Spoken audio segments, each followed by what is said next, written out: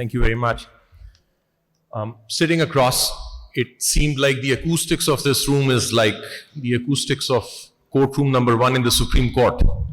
So you can hear very little of what the judges are saying, which is probably a good thing.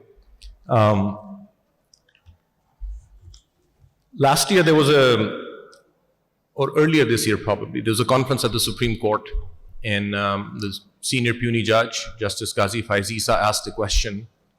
He said, how many of you in the room, and it was a room full of people, lawyers, are satisfied with the justice delivery system?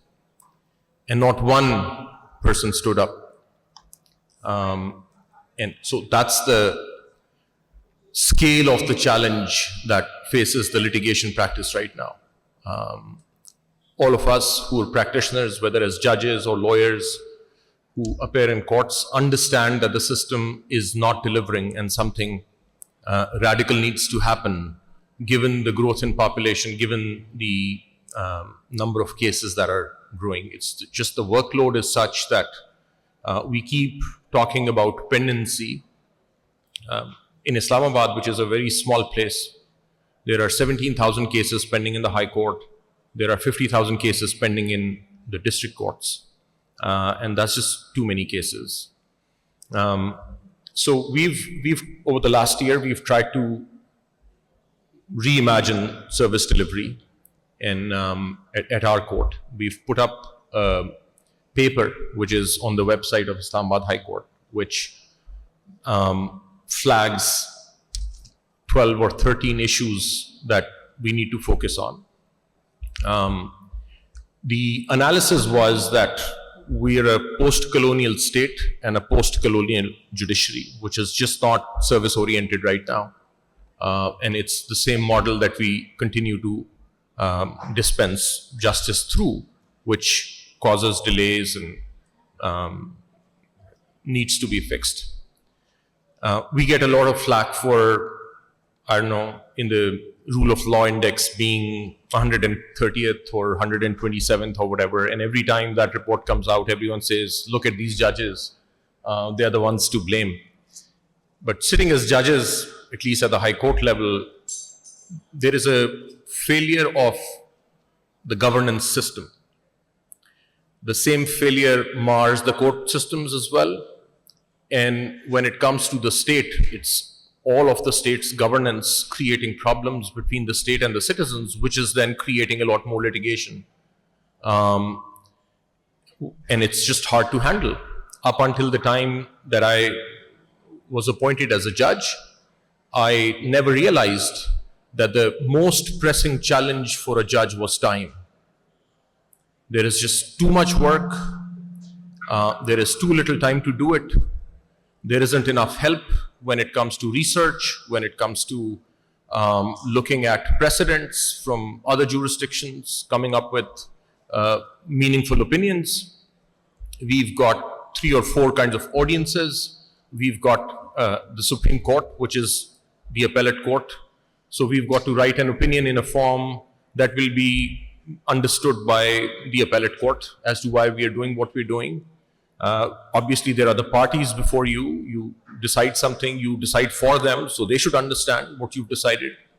Then you're a high court, you're laying down precedents for the district courts and all courts. So your reasoning has to be detailed enough. There have to be practice guidelines within it so that the district court understands. And then obviously you're writing for public at large as well. So the amount of work is just, the magnitude is such. If there are 30 cases fixed before a high court judge in a single sitting, which is generally the lower standard in our court, which is a lot less than what I understand is in the Lahore High Court and other bigger courts, it's just not possible to meaningfully listen to 30 cases in 2.5 hours. It's simply not possible.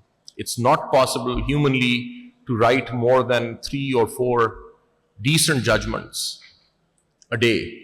Like even if you include weekends, you'll have to decide, you'll have to record arguments, you've got to give your own reasoning. It's a precedent, you've got to think of things. So the biggest challenge, at least for me personally, is that you just don't get enough time to think through the issues, to give the kind of sophisticated reasoning that we should be giving at the High Court level at least. So there are various things that we're trying to do. We need to revamp the manner in which the court is structured. There is a lot of administrative work that's not getting attention. The Chief Justice's office will have to be revamped.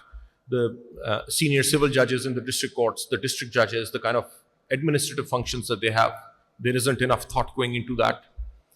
So as an organization, we're just not geared towards service delivery. That's just one thing. Our HR management really suffers.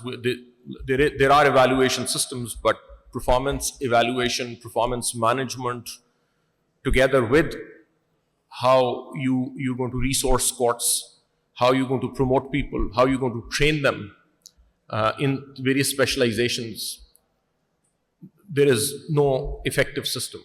There are other organizations in the country that are doing a much better job than the judiciary. So that's part of what we're focusing on. We've got ChatGPT, other AI features coming in, and we're not even digitized yet. So digitization is a huge challenge. We have to go that way. There is no option, and we're lagging behind by like 10 years. So that's another thing we're trying to do. Case management, there is no case management system right now. The response is generally arbitrary. You sit together and you say, okay, too many cases from 2012, for example. So we say, okay, the next 1 year, we'll wipe out all cases 2014 and before. But that's not really a 5-year plan. It's not a 10-year plan. It's not a 1-year plan for the judiciary. So that's it. There has to be a plan for where we expect the judiciary and the justice system to be 10 years from now, and then work backwards as to how we're going to get there. So that's on the list. So backlog management is a huge challenge, and that challenge will not be met till the time that the inflow doesn't limit itself. And for that, obviously, there is the whole ADR, which is what this conference is all about. In Islamabad, I believe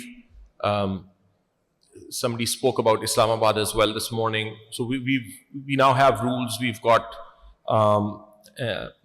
trained mediators who've been notified, mediation accreditation rules for mediation centers. So that's part of the process. We've set out practice guidelines, and we've issued guidelines for district court judges, where in each and every cases, you're kind of making sure that parties are encouraged to go into mediation if that is something that can happen. So ADRs are part of the plan. Then limine control is another device, and costs. And I was asked to speak about a judgment that I'd authored on the cost system. We've got a Cost of Litigation Act in Islamabad, and that was not being effectively implemented. So we put out a judgment. Thankfully, this job is not an elected job. Otherwise, I would have been booted out of my job in Islamabad based on that judgment. But essentially, the law says this is a complete indemnity jurisdiction. The loser will pay for the costs of the winner, the entire legal cost. So there is a judgment with practice directions now. Based on that, we've also framed rules which are before the Rules Committee of the High Court. And hopefully, there'll be a standardized practice. Right now, it depends on one judge to the other as to what their approach to costs is. But hopefully, once the rules come in, irrespective of what court you were before, is going to issue costs. And that's the only way, really, to ensure that when a client comes to a lawyer, they'll give a rational, objective opinion as to whether or not there is merit in the case. And if there isn't merit, then you don't come into the court system, because if you do, then there will be consequences. And right now there are no consequences, which is why a lot of frivolous litigation comes to courts. So those are just some of the things that we're trying to do. Criminal justice, equally dire situation, whether it is at the bail stage or it's at the evidence stage. the manner in which I'm sure the prosecution and police authorities are as challenged as the court systems are in terms of resources, in terms of what should be done. But a huge bunch of the people in jails are under trial prisoners, not those who've been convicted. And that's a big problem. So when we look at the criminal justice system, there is very little, and again, courts get a lot of flack for releasing people 10 years later, maybe, but the investigation and the prosecution is pretty weak. And ultimately, a court will only decide based on the record. And if the record is such that there is no chance of conviction, then people are right to criticize and say, why have you held up somebody for 10 years? But so there are challenges there, and the judiciary will need to work with the executive to come up with and ensure that the investigation and the prosecution stages are taken care of in a manner that even in cases where there should be a conviction, the record reflects and enables the court to dispense justice in accordance with the facts and the law. So those are just some of the things that we're doing at the High Court. We'll hopefully order some kind of a diagnostic analysis of some of these components, and based on whatever data we get, then we'll kickstart this process. So I'll stop here. Thank you.